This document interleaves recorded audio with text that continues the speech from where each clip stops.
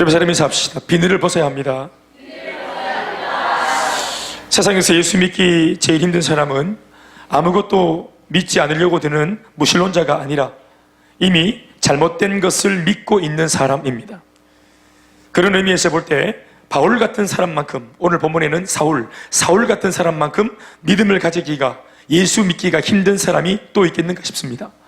우리가 대체로 아는 바와 같이 이 사울, 그러니까 예수를 믿고 난 뒤에 바울이 되었죠. 바울이란 이름은 작은 자라 하는 뜻으로 그가 회심하고 난 뒤, 예수를 믿고 난 뒤에 가지게 된 신앙의 이름입니다. 그의 원래 이름은 큰 자, 위대한 자라는 뜻을 가지고 있는 사울입니다.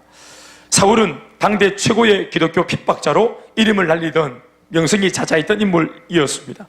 사울이 예수 믿는 사람을 색출해내서 모진 고통을 주는 일을 도맡은 것은 단순히 그가 예수 믿는 사람들에게 대한 반기독교적인 감정 때문이 아니었습니다. 예수 믿는 사람들이 꼴보기 싫다 하는 감정 때문에 그렇게 한 것이 아니었습니다. 예수쟁이를 볼 때 단지 기분이 나쁘다거나 괜히 짜증이 났다거나 꼴보기 싫어서 예수쟁이를 그렇게 핍박을 한 것이 아니라 자신의 신념 때문이었습니다.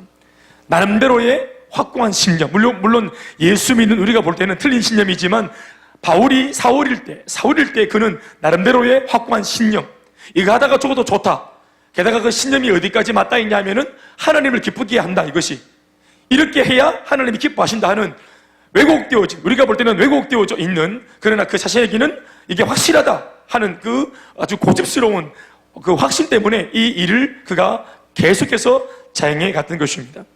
사울은 결코 얕은 감정의 반응 따위로 그런 무식하고 또 무모한 짓을 하는 어설픈 인물이 아닙니다.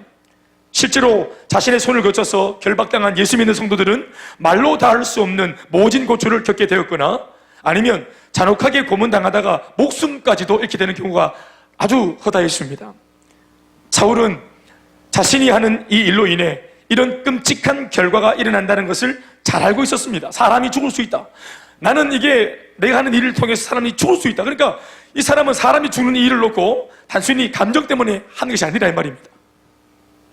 그러나 수많은 사람들의 생명을 앗아가는 이 일을 하면서도 자기 눈앞에서 자기 때문에 사람이 주는 꼴을 보면서도 그가 전혀 양심의 가책이 없어 계속해서 일을 했던 까닭은 자신이 하고 있는 이 일이 나름대로 그 당시에 자기의 신념대로 이것이 옳다고 옳은 일이라고 생각했기 때문에 그렇습니다.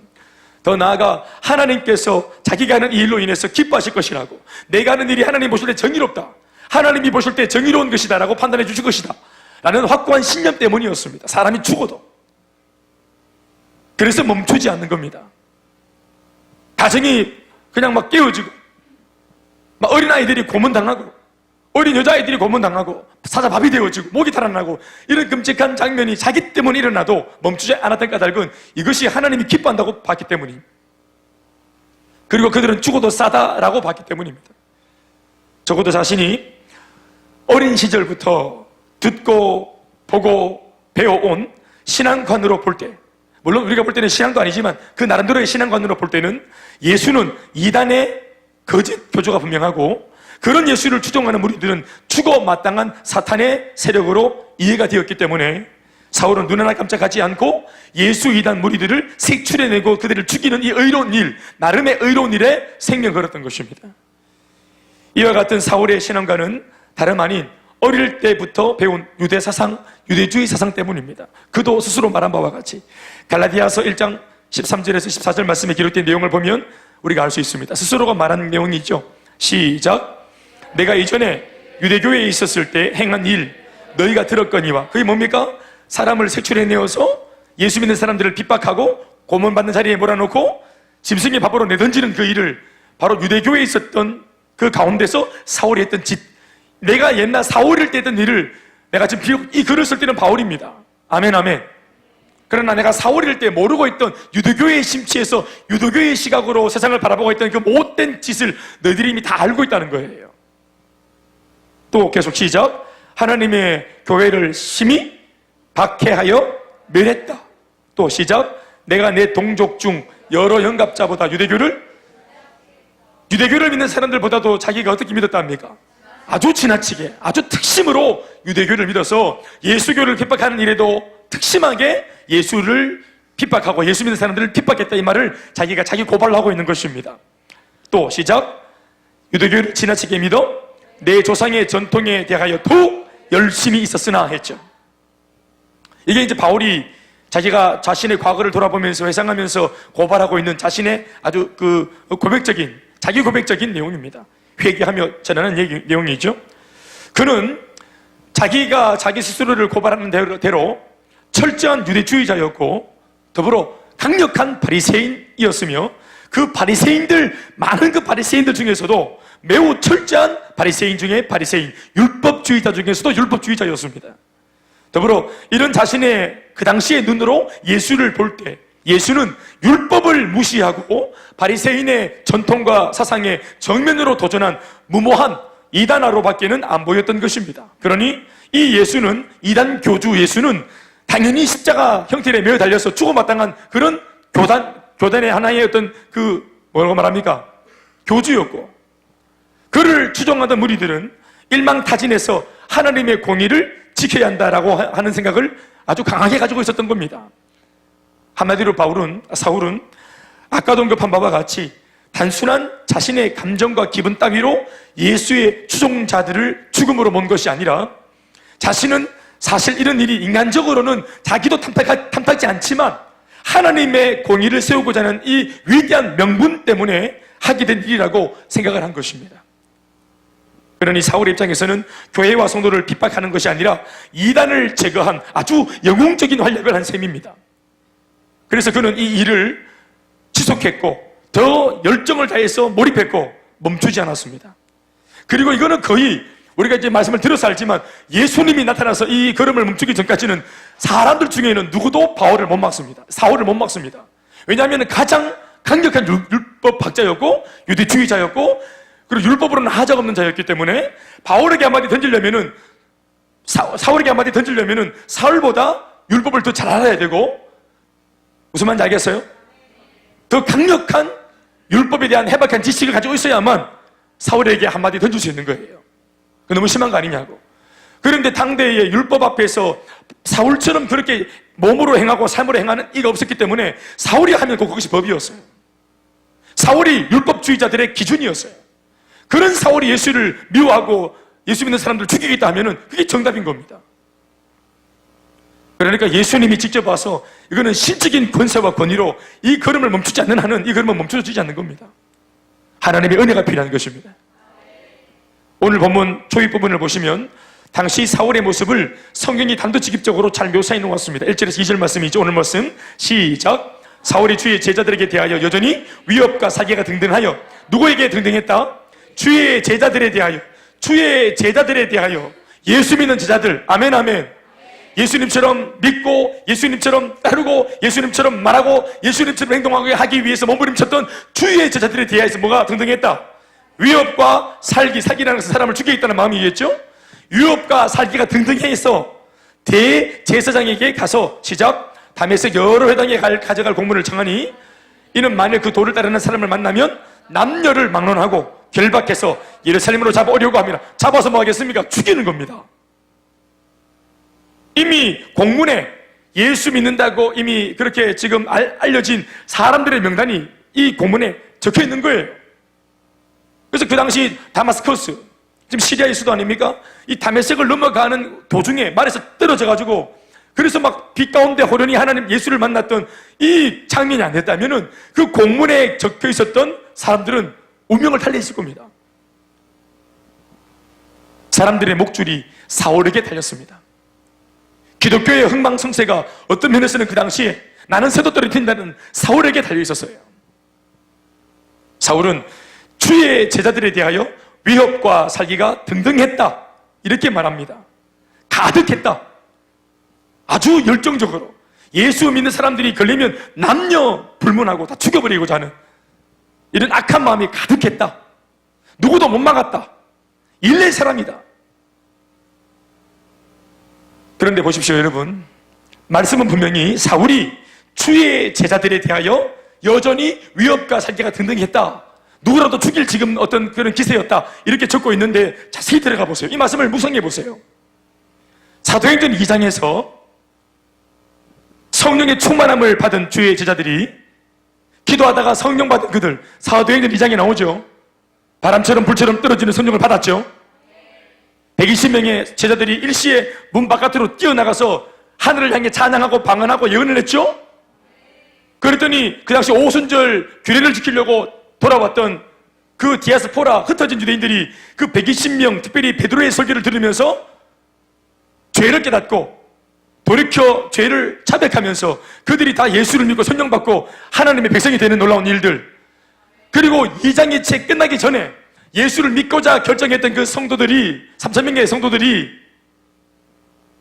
그대로 그 자리에 떠나졌고 남아서 더 지속적으로 사도들한테 하나님의 말씀을 배우면서 예수 믿는 사람의 태도와 자세가 삶이 어때야 되는지를 구체적으로 배우고 양육받자 그들이 서로 떡을 떼기 시작하고 나누기를 힘쓰고 자신의 재산을 팔아서 물건을 서로 공유하고 그래서 서로 사랑하고 뜨겁게 하나 되어지는 아름다운 위대한 공동체가 탄생했습니다. 그리고 그들이 모여서 찬양하고 집에 쓰든지 성전에 쓰든지 어디서든지 모여가지고 찬양하고 사랑을 나눌 때 이 모습을 봤던 불신자들이 대단하다, 아름답다 해서 그들이 전도 안 했어도 교회 교인들의 모습을 보면서 교회로 몰려오는 놀라운 역사가 일어났습니다. 아멘, 아멘. 사도행전 9장에 이르기까지, 2장에서 오늘 본문 사도행전 9장에 이르기까지 쉬지 않고 주의 제자들이 해왔던 일들이 무엇이었는가 하는 겁니다. 한마디로 말해 그들이 사회에 반하는 나쁜 짓을 했습니까? 성령 받고 예수 믿고 주의 제자가 되어서 사도행전 2장부터 9장까지 우리 다 알고 있잖아요. 그들이 뭐 했는지. 사람들에게 고통을 주는 몹쓸 짓을 해왔습니까? 도대체 사울이 위협과 살기로 가득해서 주의 제자들을 죽이려고 하는 이 제목이나 명분이 뭡니까? 왜 주의 제자들을, 그 당시에 예수 믿는 사람들을 보면서 왜 이 사울이 위협과 저들을 죽여야 되겠다는 사기가 가득했을까요? 이게 이상하지 않습니까? 주의 제자들은 성전 미문 앞에 앉아서 평생 구걸이나 해오던, 그리고 앞으로 죽을 때까지 그 일을 계속할 것이 뻔한 그 별 볼일 없어 보이던 안전뱅이 장애우를 단번에 고쳐서 새 사람이 되게 만들어줬습니다. 인생을 열정시켜줬어요. 여러분, 장애우를 키우는 엄마 아버지한테는 놀라운 인생의 반전이 일어난 겁니다. 그 가정 전체가 살아난 겁니다. 이거 정말 충격적인 좋은 일입니다. 그게 아멘하십시오.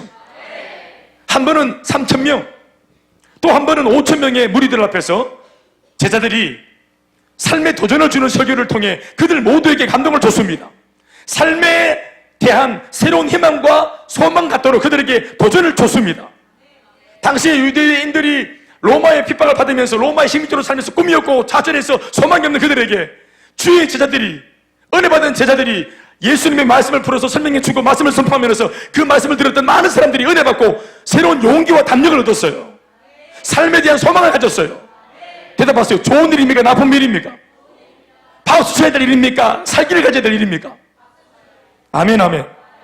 그 외에도 주의 제자들이, 주의 제자라고 부르는 사람들이 뭘 했습니까? 가난한 자, 병든 자, 세상에서 소외된 많은 사람들에게 직접 찾아가서 그들의 손을 잡아주었고 그들의 친구가 되어주었습니다.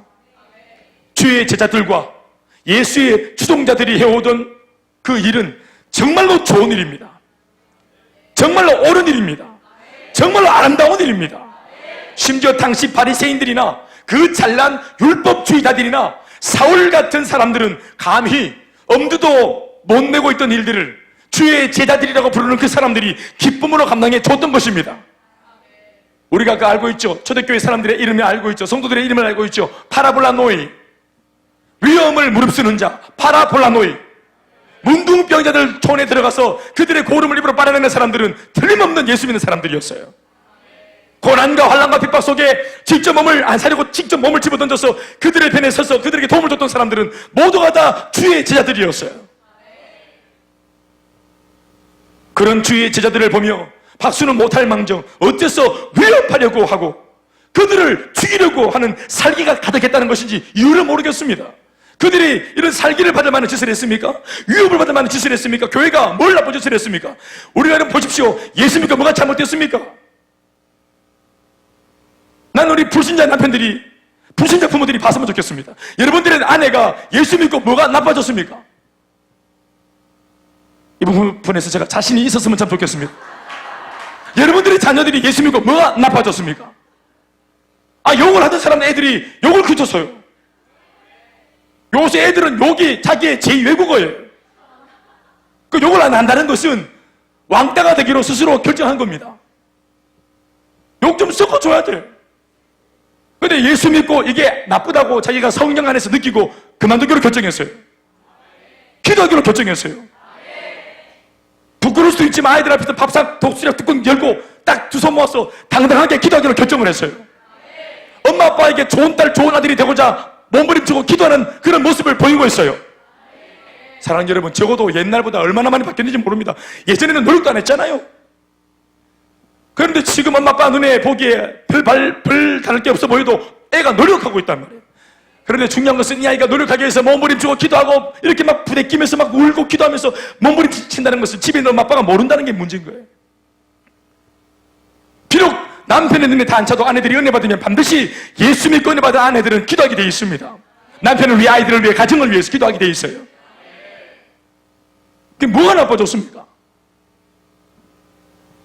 우리 집의 남자들은, 여러분 다 아시겠지만 우리 집의 남자들은 가문 전체, 우리 남자들은 전부 다 우리 집은 술로, 노름으로, 폭력으로 다 망한 집구석입니다. 우리 집은. 그 제가 혼자 예수 믿고 그거 폭력 또 뭐 했습니까 내가? 근데 그거 안 했습니다. 근데 그거 안 하고 있어 지금까지.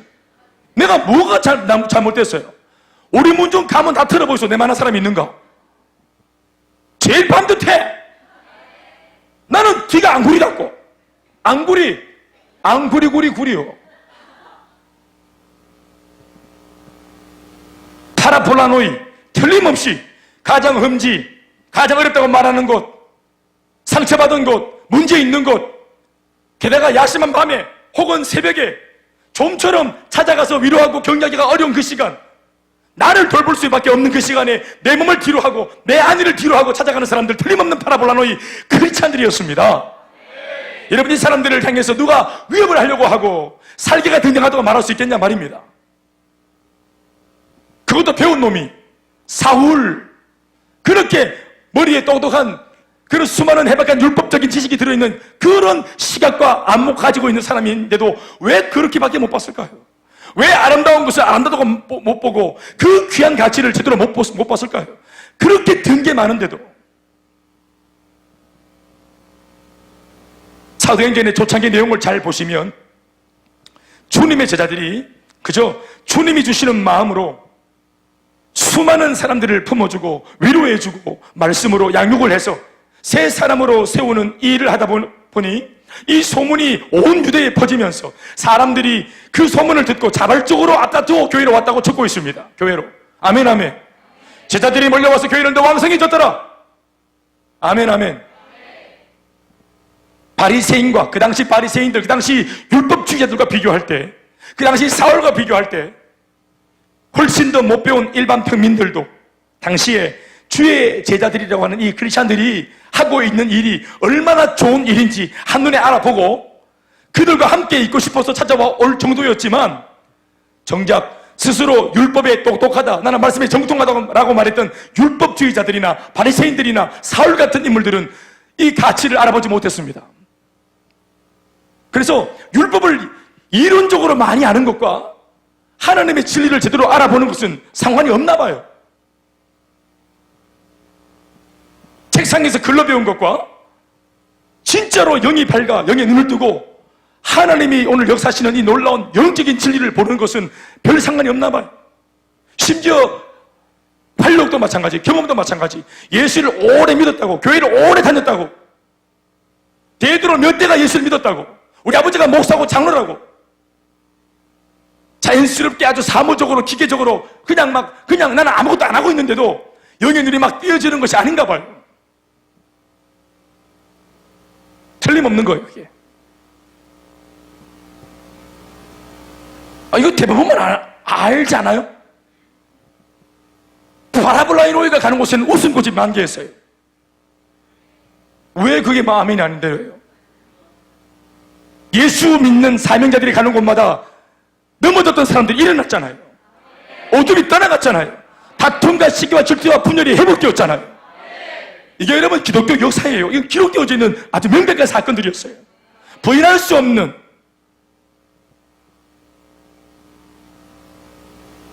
그런데 그렇게 똑똑한데도 못 알아봅니다. 왜 그렇습니까? 이미 나름대로 믿고 있던 자기 신념으로 가득 차 있었기 때문입니다. 내조가 너무 강한 것입니다. 나는 이미 다 알고 있다. 더 이상 배울 게 없다. 더 이상 알 필요가 없다. 나는 충분히 다 알고 있다라고 이미 자신 속에 있는 하나님을 향한 갈망을 멈췄기 때문에 그렇습니다.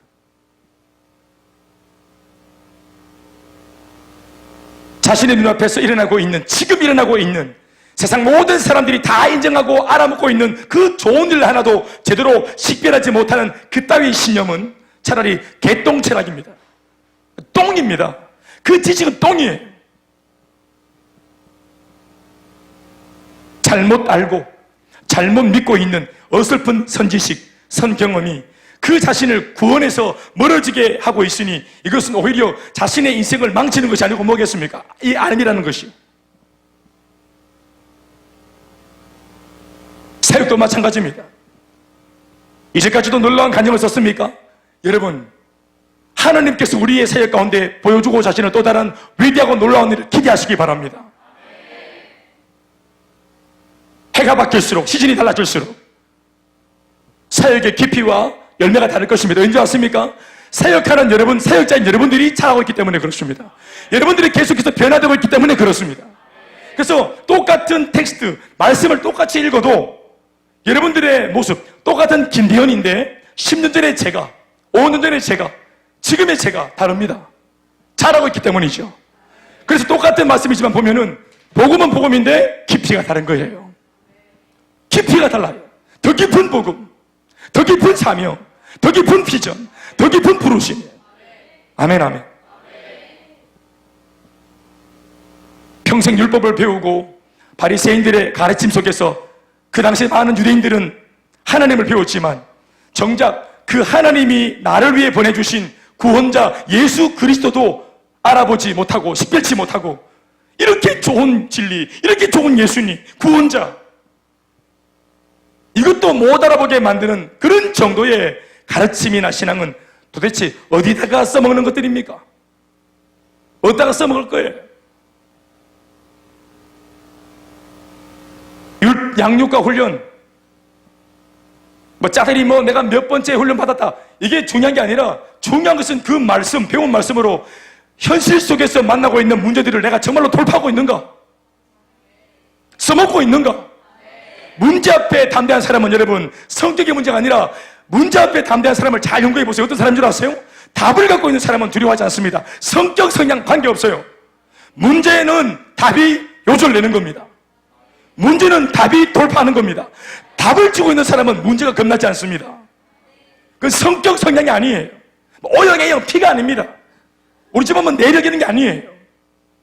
해답을 가지고 있는가? 나는 정말로 내가 믿는 예수님이 내 인생 모든 문제의 해답이라고 믿고 있는가?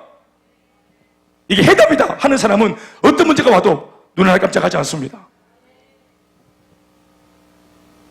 그러나 오늘 사울을 보십시오. 그 많은 해박한 지식이, 율법이, 그 고상한 지식들이 주의 제자들이 하는 그 놀라운 일들을 보면서 위협을 하려고 들고 죽이려고 드는 이런 마음 정도밖에 못 가시게 만든 그 율법이 어디다 써먹을 겁니까? 그건 성령 역사가 아니에요. 시기와 질투의 역사입니다. 흑암의 역사예요. 이간질의 역사입니다. 마귀의 역사입니다. 자기가 물론 최고인 줄 알았지만 예수를 믿는 사람들의 삶에서 나는 예수도 모르고 복음도 모르고 다 모르겠지만 예수를 믿는 사람들, 소위 예수의 제자라고 말하는 사람들의 삶을 보고 그 사람들이 머물다가 간 자리를 보니까 꽃이 만개하고 사람이 회복되어지고 행복이 회복되어지고 막 사람들이 용기 얻고 막 일어나더라. 그러면 거기에 뭔가가 있는 겁니다. 그걸 손으로 가리고 인정하지 않으려고 들고 그걸 죽여가지고 순교시켜서 그걸 가리려고 하니까 이 진리를 어떻게 가릴 수 있겠습니까? 제일 쉬운 게 뭡니까? 인정하면 돼요. 너 기독교 세네 하고 인정하면 돼. 뒤늦게라도. 아, 누구 세네, 누구 누구 잘하네.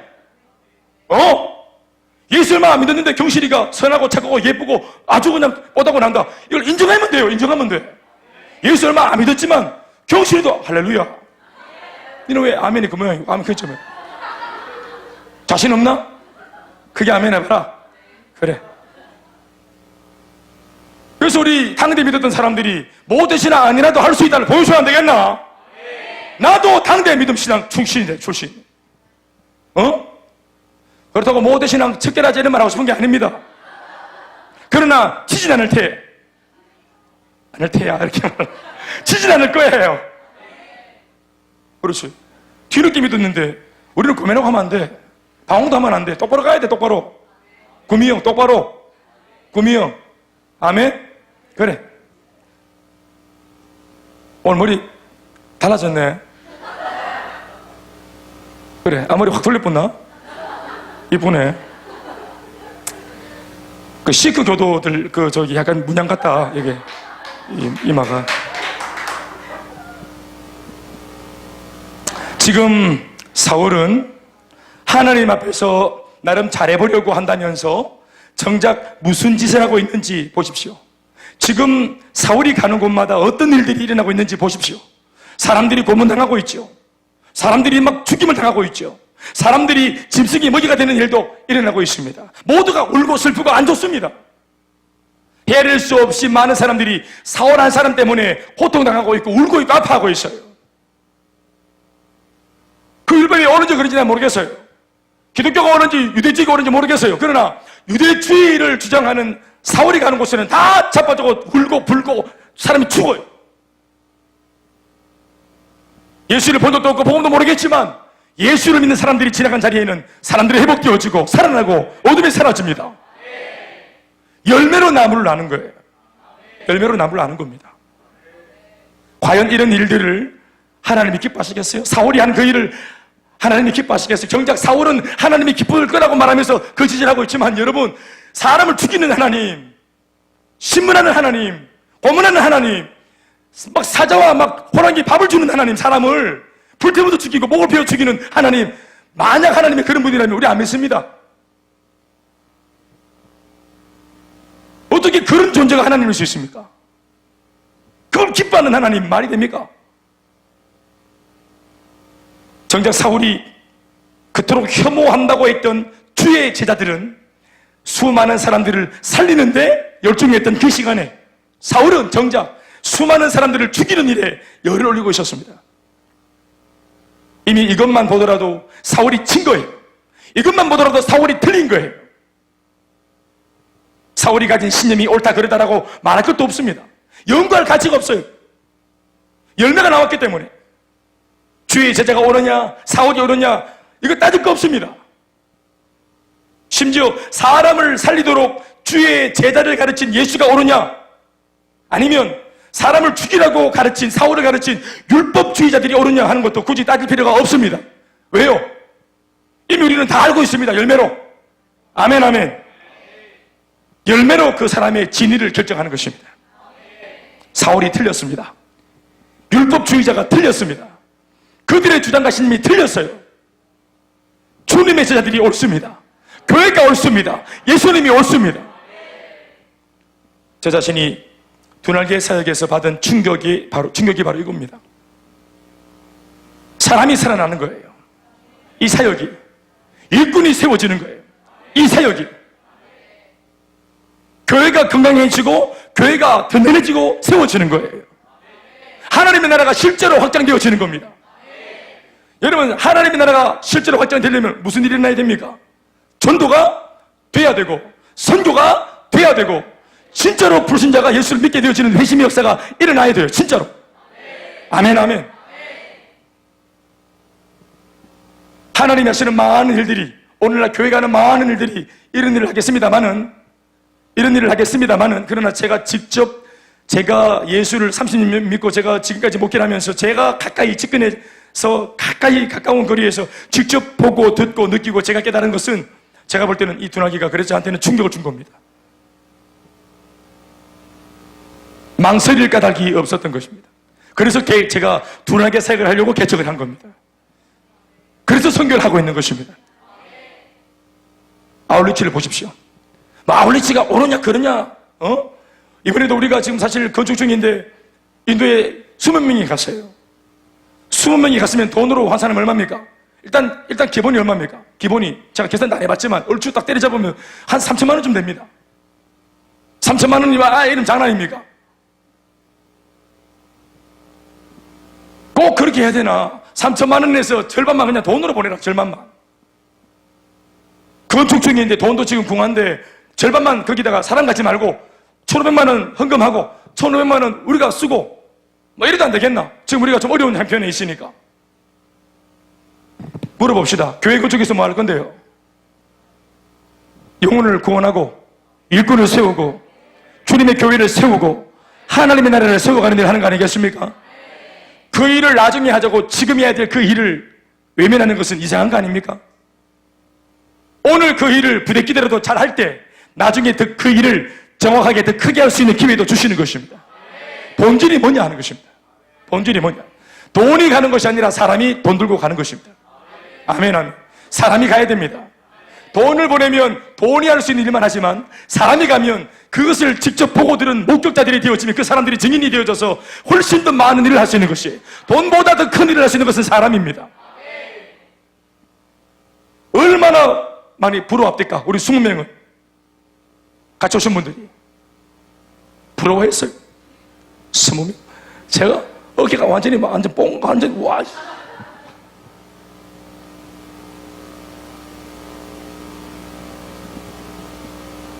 아울리치 보세요.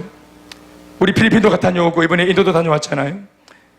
이래 보내나 저래 보내나 매 같은 그냥 그 모양 그런 수준의 한 주 혹은 2주였습니다. 이리 굴러도 가고 저리 굴러도 가는 한 주 2주입니다. 그런데 우리가 하나님 앞에서 부르심에 순종하고 달려간 그 아울리치 기간을 돌아보면 하나님 앞에 시간과 물질과 몸을 들였더니 그 일로 인해 하나님의 위대한 역사가 쓰여지는 것을 직접 우리 모두가 체험하게 된 것입니다. 그리고 못 간 분들도 갔다 온 사람들의 간증을 통해서 함께 그 온도를 느끼게 되는 것입니다. 다른 교회 누군가가 그렇게 했다더라를 듣는 것이 아니라 오늘 우리 식구가 내 옆에 내 세 가족들이 경험한 것을 직접 들을 때, 목격담을 들을 때 더 마음이 후끈 달아오른 것입니다. 인도를 우리가 갔다 왔지 않습니까? 인도는 전 세계 그 인구가 많기로 세계 2위, 그리고 3억 3천만 개의 신이 있고, 그리고 공식적으로 이슬람 교도들에게 복음을 전할 수 있는 유일한 국가입니다. 다른 데서 이슬람한테 복음 전하면 목 날아갑니다. 주황색 옷 입고 무릎 꿇고 이렇게 복잡합니다. 일이 유일하게 그들에게 복음을 전하고 실제로 그 복음이 들어가서 이슬람 교도 무슬림이 돌아오고 회복되어지는 열매가 일어나는 일입니다.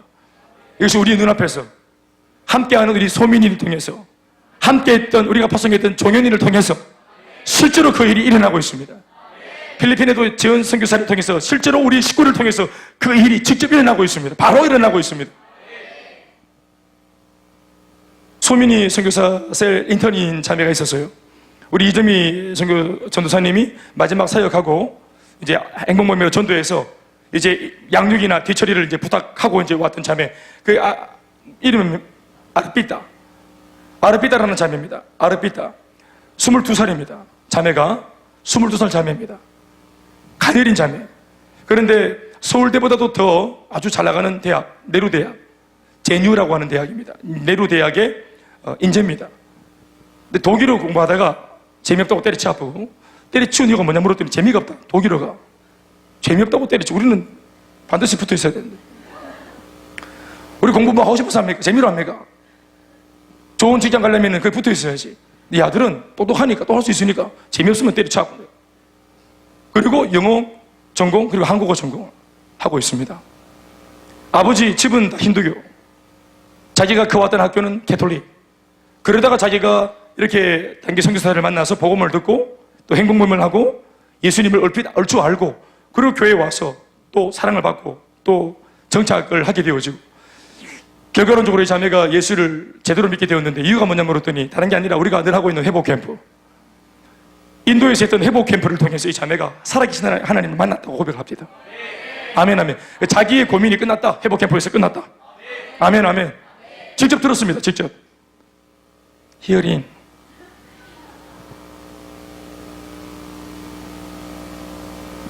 우리는 뭐 회복 캠프 얼마나 하고 있습니까, 지금?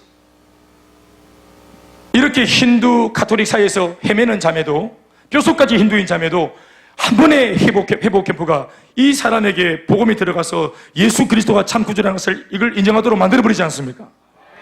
그러니까 결국 보십시오. 똑같은 회복 캠프에 참여하는 이 수준입니다. 태도와 자세. 연례 행사가 아니라, 또 한다가 아니라, 이러한 사모하는 마음이 각별하길 바랍니다.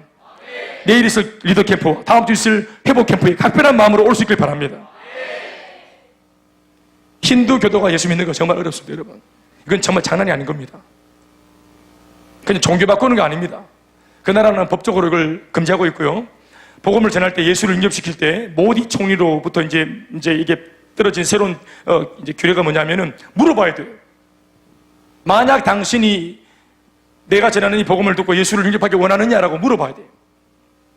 이걸 물어보고 난 뒤에 본인이 승인하여서 영접시켜야 되는 거예요. 아니면 잡혀가는 겁니다. 또 뭐 주일에도 말할 수 있는 기회가 있겠지만, 우리가 복음을 이번에 전하다가 우리 유승엽 집사님 조는 막 뺨을 맞았어요. 뺨을. 뒷대기를 맞고, 실제로. 살벌한 분위기 속에서 경찰 부르고 기사대기 맞고, 그리고 서로 막 이렇게 눈치 보면서 이렇게 빠져나가고, 현지인들이 그걸 막고 있고, 우리 팀은 막 빠져나가고, 이런 살벌한 일도 있었습니다. 그러나 분위기는 살벌했지만 결과론적으로 하나도 안 살벌해요. 이런 얘기를 살벌하다고 마무리하면 안 돼. 누가 인도를 또 가겠노? 귀때기 맞을 수도 있지, 안 그렇습니까? 흔하게 맞는 게 귀때기 아이가. 참. 학교 때 내 맞았잖아, 학교 때. 그 귀때기야, 그거 참 뭐라고? 사랑하는 여러분, 누구도 멈출 수 없을 것 같았던 이 사울을 멈추기 위해서 오늘 부활하사 살아계신 예수 그리스도께서 친히 그 사울, 제대로 식별치 못하는, 좋은 것을 좋다고 식별치 못하는, 뭔가 눈이 멀고 귀가 닫혀 있는 사울을 돕기 위해 오셨습니다. 3절로 6절까지 말씀을 다 같이 한 목소리로 시작. 사울이 길을 가다가 다메섹에 가까이 이르더니 홀연히 하늘로부터 빛이 그를 둘러 비추는지라. 땅에 엎드러져 들음에 소리가 있어 이르시되 사울아 사울아 네가 어찌하여 나를 박해하느냐 하시거늘 대답하되 주여 누구시오니까. 이르시되 나는 네가 박해하는 예수라. 너는 일어나 신으로 들어가라. 네가 행할 것을 네게 이를 자가 있느니라 하시니. 할렐루야. 예수님이 나타나셨습니다. 그런 사울에게 오셨습니다. 아니, 그런 사울에게도 오셨습니다. 예수님이 나타나심으로 인해서 사울은 비로소 그동안 정의로운 활약을 한 것이 아니라 나 자신이, 그 자신이 핍박을 했다라는 것을 비로소 알게 되었습니다. 예수님이 나타나심으로 인해 사울은 예수의 추종 세력들을 핍박한 게 아니라 실제로는 예수님을 핍박한 것이 드러나 버렸습니다. 왜 네가 나를 핍박하느냐? 예수님은 제자들의 받는 핍박을 당신이 받는 핍박으로 간주하셨습니다. 그러므로 사울은 예수 믿는 사람을 박해한 것이 아니라 예수님 당신 자신을 핍박했던 것입니다. 더불어 오늘에 와서 보니까 그 예수님은 하나님이셨습니다. 쉽게 말하면 사울은 본의 아니게 자기가 그토록 잘 보이고 싶었던, 기쁨을 드리고 싶었던 하나님 앞에 가장 몹쓸 인간이었고 가장 큰 상처를 주는 인간이었습니다. 그래서 나중에 우리가 고린도전서 12장 긴 말씀 보시면 뭐라고 말합니까? 자신을 뭐라고 말합니까? 나는 죄인 중에 괴수라고 말하지 않습니까? 디모데전서 1장 뒤에 있는 말씀 보시면 나는 죄인 중에 괴수라. 나는 만삭되지 못해서 태어난 미숙아다. 내가 핍박자요 박해자요 폭행자다. 자기를 그렇게 고백하지 않습니까? 그건 맞는 고백이에요. 겸손이 아닙니다. 실제로 사울이었을 때 바울은 그 이름의 주인공이었어요.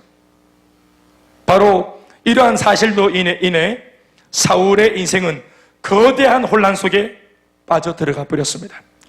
예수를 만나는 순간 혼란이 와버렸어요. 인생 전체가 송두리째 그냥 막 미궁 속에 빠져버렸습니다. 이때까지 알고 있던 모든 것들이 오름이 그림이 되어버리는 순간이었어요. 자기가 절대로 아니라고 말했던 것들이 오름이 되는 순간이었습니다. 지금까지 자신이 믿고 확신했던 모든 것들이 전부 가짜임이 드러나는 순간이었습니다. 예수를 만나는 그 순간이. 그래서 우는 거예요. 우리들도 예수를 그렇게 처음 만날 때 그래서 우는 겁니다. 그래서 엎어지는 겁니다. 원통이었어요. 이때까지 속고 산 거, 잘못 산 거, 어리석게 산 거, 바보처럼 산 거, 이게 너무 억울한 겁니다. 그래서 눈물이 한없이 쏟아지는, 한없이. 예수님과 사울의 만남, 이것은 교회사적으로나 선교학적으로 볼 때도 너무도 가슴 뛰는 역사적인 만남이 아닐 수 없습니다. 사울 개인에게도 자신의 인생 최고의 순간일 테지만 예수 만난 그 순간이 전 세계를 복음화시키려고 하시는 하나님의 불타는 비전과 꿈이 이루어져 가기 위해서라도 이 만남은 너무나 중요한 만남임에 틀림이 없습니다. 사울은 그날 예수님을 만났어야만 되는 것입니다.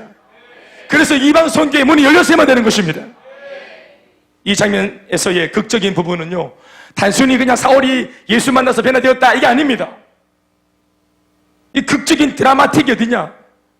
예수님의 음성을 듣고 그 음성 속에서 주님을 만난 그 순간 이후에 곧바로 변화되었다 짜자잔 한 것이 아니라 하나님께서 사울의 눈을 멀게 하신 대목입니다. 이때 원래는 사울을 사실은 죽여야 됩니다. 이 장면에서 죽여버려야 되는 거예요. 죽였다가 다시 살려야 되는 거예요. 원래는 덜덜덜 털어가지고 사울은 그냥 늘어버리고 알짜배기 딱 꺼내가지고 바울을 다시 끄집어내야지. 죽여버려야 돼, 사울을. 그런데 그렇게 하지 않고, 그러나 그러한 의미로 눈을 멀게 하신 겁니다. 옛사람 사울이 죽어야 새사람 바울이 거듭 태어날 수 있기 때문에 그렇습니다. 옛사람이 죽어야 돼요. 그러나 실제로는 죽일 수 없고 죽여서도 안 되기 때문에 하나님께서는 그의 눈을 멀게 해버린 겁니다. 이후에 그의 눈은 아나니아의 기도를 통해 다시 회복돼서 다시 보게 되었습니다. 그때 눈에서 비늘이 벗겨진 것을 우리는 성경을 통해서 읽었습니다. 성경은 이런 것을 놓치지 않습니다. 눈을 떴다 이런 게 아니라 눈에서 비늘이 벗겨졌다. 이런 장면은 실제적인 장면이에요. 그러니까 성경이 구체적으로 묘사한 겁니다. 실제 사건이기 때문에. 눈에서 비늘이 눈곱 빠진 게 아닙니다. 17절 18절 다 같이 읽습니다. 한 목소리로 읽어주세요. 시작.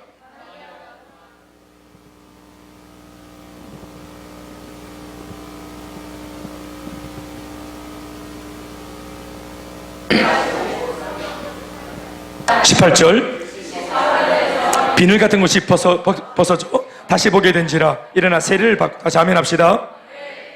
비늘이 벗겨졌다. 따라합시다. 비늘이 벗겨졌다. 다시 보게 되었다. 보십시오. 비늘이 벗겨졌다는 것은요, 이전에 비늘이 덮여 있는 채로 세상을 보고 살았다는 말이 아닌가 하는 겁니다. 맞죠? 비늘이 벗겨졌다는 것은 이때까지 뭐를 뒤집어 쓰고 살았다? 비늘을 덮어 쓰고 살았다는 겁니다. 비늘이 아니라 비늘. 비늘이 덮여 쓰여지면 아예 안 보이는 것이 아니라 보여요. 보이는데 정확하게 보이지 않는 겁니다. 그러나 오늘 비늘이 벗겨지니까 비늘이 있은 줄 알았지, 비늘이 벗겨지기 전까지 사울의 모습 속에 사울의 눈은 사실은 그 자신이 생각할 때 뭐 한 줄 알았어요? 정확한 줄 알았어요. 자기가 눈으로 보고 듣고 판단하는 모든 것이 이게 정확하다고 믿었어요. 비늘의 존재를 모르면 정확하게 못 보고 살았던 지난날의 자신의 눈과 시력이 옳다고 착각하고 삽니다. 그게 틀렸지만 모두가 이미 아니라고 보고 있는 것도 이 사람, 이걸 뒤집어 쓰고 있는 사람 눈에는 지가 맞다고 생각하는 겁니다. 그래서 어디까지 갑니까? 사람을 죽이기까지 하는 겁니다. 모두가 슬퍼하고 이미 아니에요. 이미 아니고 틀렸어요. 이미 좋지 못한 일들이 일어나고 있어요. 그런데도 못 멈춥니다. 이게 눈에 비늘을 덮어 쓴 사람이 하는 행동이에요.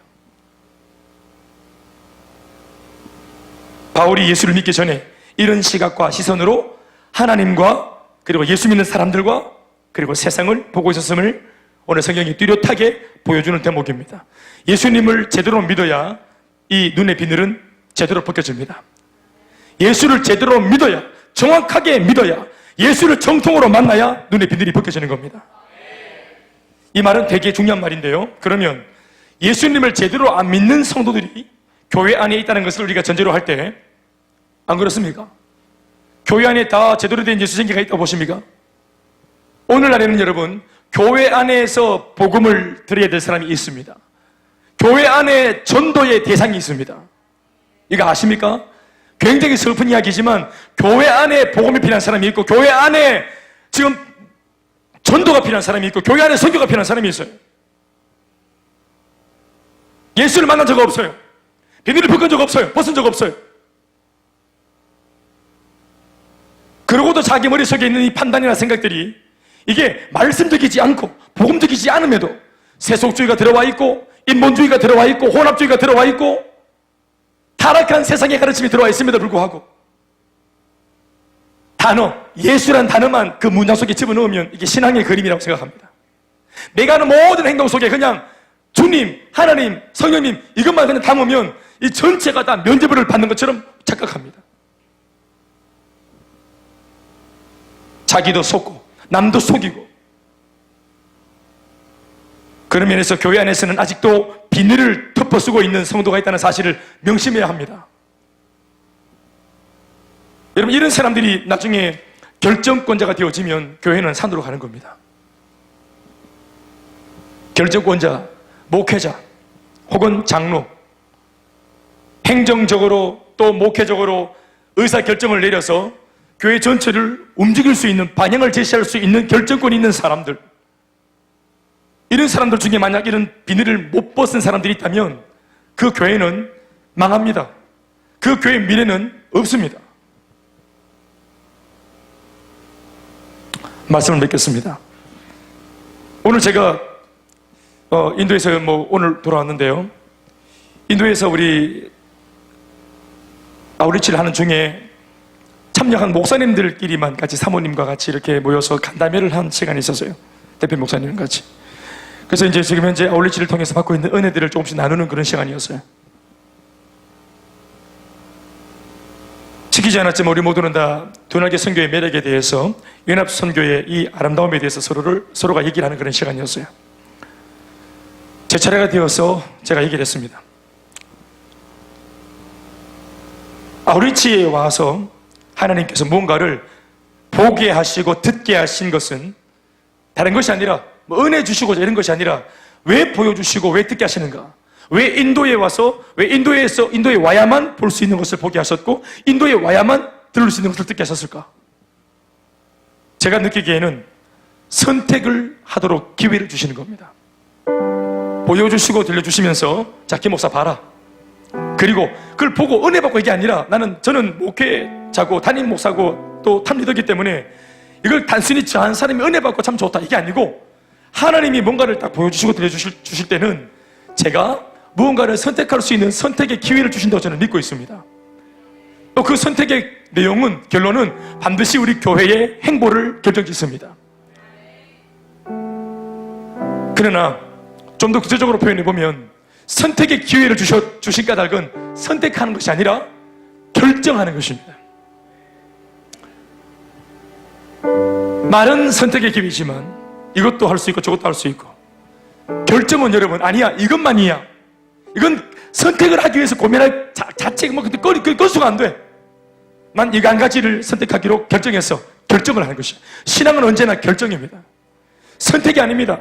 신앙은 결정하는 거예요. 결정하고 뒤돌아보지 않는 것입니다. 그리고 이것밖에 없었던 것처럼 뒤돌아보지 않고 시속하게 달려가는 것입니다. 이제껏 제가 저희 교회를 목회할 때 제가 써왔던 방법입니다. 이건 누구하고도 나누지 않습니다. 하나님께서 저를 부르시고 어디든지 거기에서 저를 보게 하시고 저를 뭔가를 듣게 하시면 그 어떤 것 속에 저를 하나님 고민케 하십니다. 선택할 상황들을 만들어 주시는데요, 저는 항상 거기서 결정을 했습니다. 나는 행복 모임 할 거다, 평생. 나는 평생 행복 모임 할 거다. 나는 평생 좋은 관계 맺기 할 거다. 나는 평생 현장에서 달려가는 목회자가 될 거다. 나는 평생 일꾼 세우는 목회를 할 거다.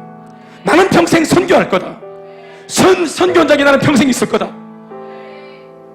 교회를 해코지하거나 교회가 건강하지 못하는 일을 나는 목도하지 않겠다. 이게 제가 했던 결정이었습니다.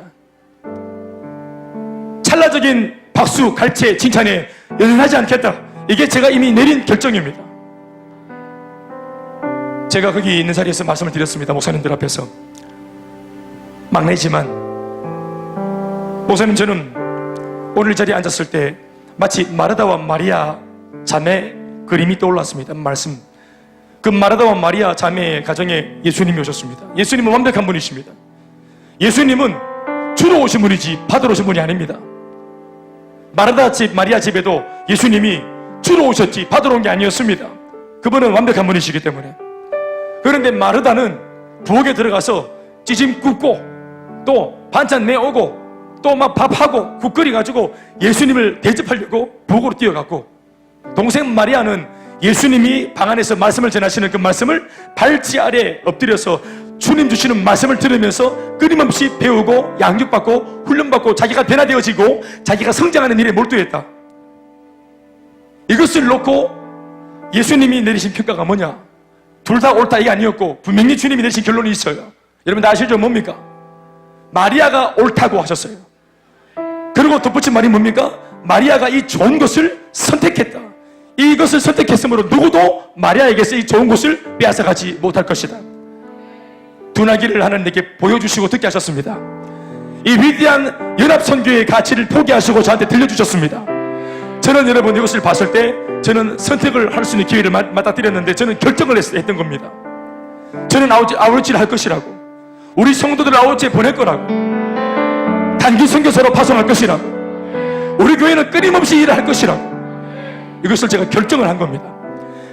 이것을 제가 결정함으로 예수님이 김 목사가 큰순말레슨 교회가 이것을 선택했으므로, 결정했으므로 이 좋은 것을 누구에게도 뺏기지 않을 것이다. 예수님의 발치 아래에 그분의 눈동자를 맞추고 그분의 마음과 합하여 그분이 주시는 말씀을 들으면서 그 자리에서 하나님 기뻐하시는 일을 도모하는 것이 저는 정말 멋지다 생각합니다. 물론 마르다도 틀린 것이 아닙니다. 그러나 마르다처럼 되고 말고는 어떤 면에서는 그 두 자매가 선택했듯이, 결정했듯이 우리에게 결정권이 있는 것 같아요. 예수님은 그냥 단지에 오셨어요. 그리고 자매들은 결정을 한 겁니다.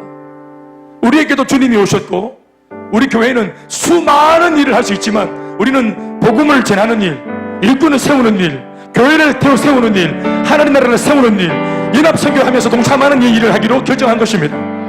교회가 밥도 할 수 있고 국도 끓일 수 있고 또 구주도 할 수 있고 많은 거 할 수 있습니다. 그러나 여러분, 교회는 사회단체가 아닙니다. 교회는 많은 일을 해서 영광 돌리는 것이 아니라 본질적인 중요한 한 가지 일을 제대로 해도 그것은 교회 기능을 다 잘하는 것입니다. 오늘 우리 교회가 실수하는 것이 뭐냐면 너무 방대한 일을 많이 하려고 합니다. 가장 중요한 일 한 가지를 제대로 해도 주님께서 칭찬하십니다. 그게 너무너무 중요한 일입니다. 성도들이 양육받고 훈련받아서 선교의 가치와 복음 전파의 가치와 영혼의 가치를 알면 밥합니다. 그들이 교회가 밥 안 해도 성도 안에서 밥합니다. 성도 안에서 국 끓입니다. 성도 안에서 커피 끓입니다. 성도 안에서 커피 볶아가 바사봅니다. 그거 다 합니다. 중요한 것은 모든 몸부림침과 우리의 제스처가 무엇을 향하는가, 귀결점이 뭔가, 영혼을 살리는 일. 사랑하는 여러분, 오늘 여러분들도 여러분들 중심에 예수님께서 이 비전을 들고 오셨습니다. 어떤 면에서는 여러분들도 목회자인 저처럼 결정하셔야 됩니다. 마르다처럼 분주하게 예수님 등 뒤에서 저 먼 발치에서 그러고 있을 것인가, 예수님의 바로 그 눈앞에서, 예수님 바로 그 눈동자 앞에서 주님께서 관심 있어 하시는 그 일에 내 시선을 맞추고 내 마음을 맞추고 내 인생과 젊음과 열정을 쏟을 것인가, 이것을 오늘 우리가 결정하는 것입니다. 그래서 오늘 그것을 결정한 이 일에 보탬이 되고자 아울리시를 함께 간 것입니다. 제가 돌아오는 길에 우리가 함께 마주하고 이야기할 시간들이 많았기 때문에 나누어 봤더니 모두가 다 너무너무 가슴 뜨거워하는, 목사님 제가 돈을 왜 벌어야 되는지 알았다고. 직장에만 매여가지고 1년 내내 그냥 다람쥐 쳇바퀴 돌듯이 그것만 하는 것이 아니라 돈 벌어서 아울렛 비용이 제법 들지만 여러분 사실 눈먼 돈이 얼마나 많습니까? 1년 살면서 눈먼 돈, 그냥 막 나가는 돈들, 굳이 안 나가도 되는데 막 나가는 돈들, 그거 여러분 다 우리가 그것을 락해서 걸어 잠그고 모으면 얼마든지 우리가 가낼 수 있습니다. 시간도 마찬가지입니다. 중요한 것은 우선순위, 내가 가장 먼저 어디에 내가 관심을 두고 할 것인가, 뭘 결정할 것인가, 그것을 결정하면 나머지 2, 3, 4, 5, 6 나머지 스케줄들은 줄을 섭니다. 스케줄 관리를 잘한다는 것은, 자기 관리를 잘한다는 것은 하나부터 열까지 관리를 다 하는 것이 아니라 가장 중요한 한 가지 우선순위를 결정하면 나머지는 줄을 서는 겁니다. 그게 자기 관리의 비결입니다. 관리를 못하는 사람은 가장 중요한 한 가지 그 본질의 일을 못 결정했기 때문에 인생이 꼬이는 것입니다. 사랑하는 여러분, 오늘 저는 아울렛을 다녀온 따끈따끈한 이 심장을 부여잡고 오늘 여러분들에게 이 말씀을 전하고 도전합니다. 오늘 간증과 더불어 함께 이어지는 이 말씀 앞에 여러분들 모두가 깨닫는 은혜가 있기를 주의 이름으로 축원합니다. 비늘을 벗어질 수 있길 바랍니다. 비늘을 벗어서 내동댕이 칠 수 있기를 바랍니다. 모든 영광을 하나님께 박수하시겠습니다.